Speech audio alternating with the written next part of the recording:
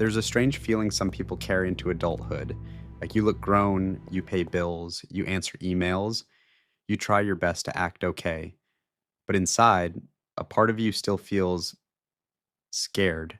Scared of disappointing people, scared when someone sounds angry, scared of saying the wrong thing, scared that one mistake could make someone leave. And maybe you've asked yourself, why am I like this? Why do small things feel so big?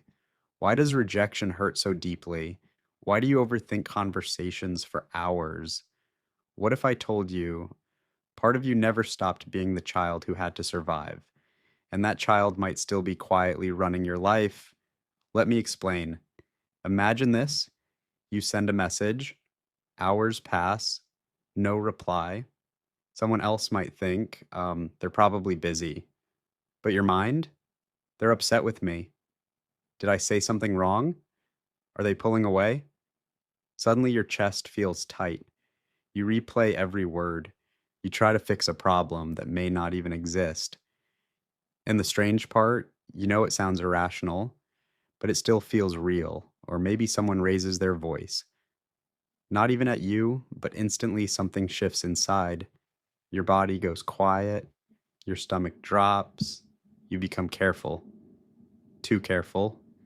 Choosing every word like stepping on broken glass. Pause for a second. Have you ever reacted to something small, like it was something dangerous? Oh, that reaction usually doesn't come from nowhere because sometimes adults aren't reacting as adults. They're reacting as scared children who learned something painful too early. Here's what most people never realize. As kids, we learn emotional survival before we learn confidence. If home felt unpredictable, if love felt conditional, if anger felt unsafe, your brain adapted, not because something was wrong with you, because you were trying to survive. Maybe you learned, stay quiet, don't make problems, or if I disappoint people, they'll stop loving me, or even being emotional makes things worse. So you became easy, helpful, quiet, careful. You learned to read people's moods like your safety depended on it. Because maybe once upon a time, it actually did. And children are smart in heartbreaking ways. They don't usually think, my environment is unhealthy. They think something must be wrong with me. So they grow up trying harder, being nicer, more understanding, more patient, until one day they become adults who apologize too much, overthink everything, fear conflict, need reassurance, or secretly panic when people pull away.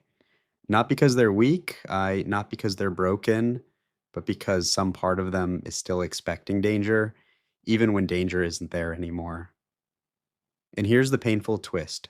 Sometimes the people who seem strongest, the most independent, the ones saying, I'm fine, are carrying the youngest wounds because somewhere along the way they learned no one's coming.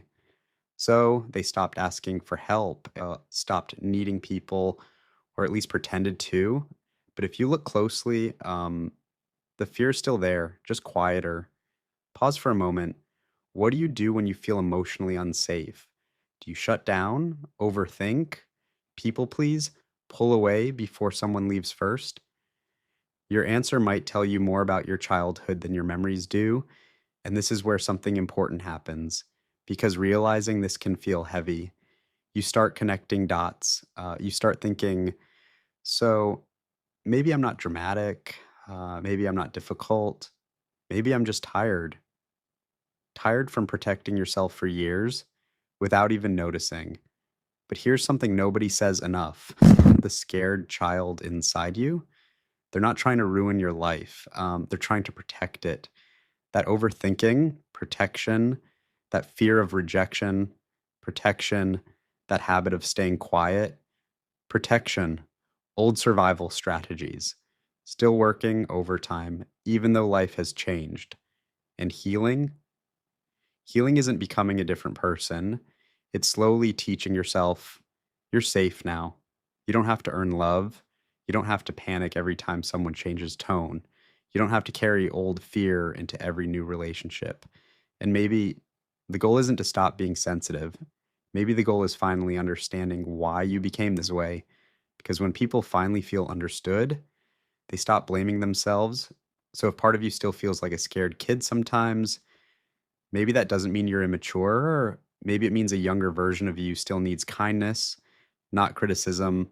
And maybe for the first time in a long time, you can stop asking, "What's wrong with me?" and start asking, "What happened to me?" Because that question, it changes everything.